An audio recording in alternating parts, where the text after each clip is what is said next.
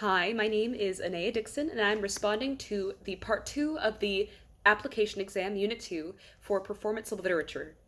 So, to begin, we're tasked with identifying three important things in the era that my poem occurred in that may have impacted both the writing of the poem, maybe impacted the author, to get a deeper meaning of what the poem entails.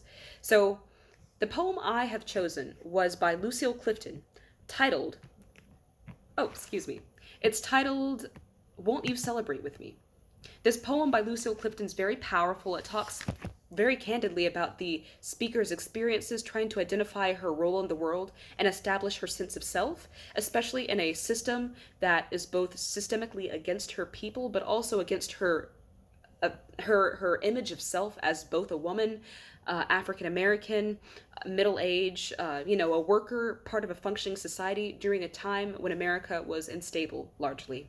So, three of the things I've chosen to identify today are number one, the gender inequality during the time, number two, segregation and general American prejudice revolving around the civil rights movement, and number three, the Vietnamese War. So, to begin with, starting with our analysis of gender equality.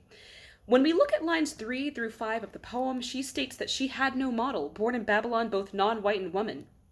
We see that she's trying to internalize who she's supposed to be. She was born in a system that was inherently against her. The analogy of using Babylon transcendently to reference herself in America shows that she felt very out of place in her own society where she was born, and at large, she's alienated both non white and woman in her world. Now, because of this, we see that during this time, in terms of gender equality, the 1960s, which is when this poem was constructed, was a large, rampant part of the development of women's rights and women's rights movements within the United States. Littlethings.com stated in 2022 of this year that women during this time could not open bank accounts, attend Ivy League colleges, take birth control pills on their own, serve on jury duty, or breastfeed in public during the 50s and 60s, around the time that this poem was constructed, which for many people today comes as a big shock, but this was less than just one generation ago. Now, knowing this, we see that gender equality largely impacted this speaker in the poem, and we can also see that because of the way that she describes herself, saying, "What did I see to be except myself?" She didn't see herself as having any other model, both being born non-white and woman, and she wants to celebrate that in her poem, which is very candidly how she speaks about her alienation during her human experience. Secondly, we have to look at the segregation that was rampant during this time. During the 1960s, Martin Luther King Jr. was already facing so much harassment. Several people were being killed during the civil rights movement. Protests were happening nearly weekly in American cities, and peaceful protests were gaining rampant popularity, as well as nonviolent protests, depending on which mentality you took at this time. Segregation at large was causing a lot of stigmatization of the black community, both of the women who, at that time, societally, if you were black, you were considered to be less than. You were treated as a second class citizen and not given the societal respect that every human being, let alone woman, should have been getting, especially during this time.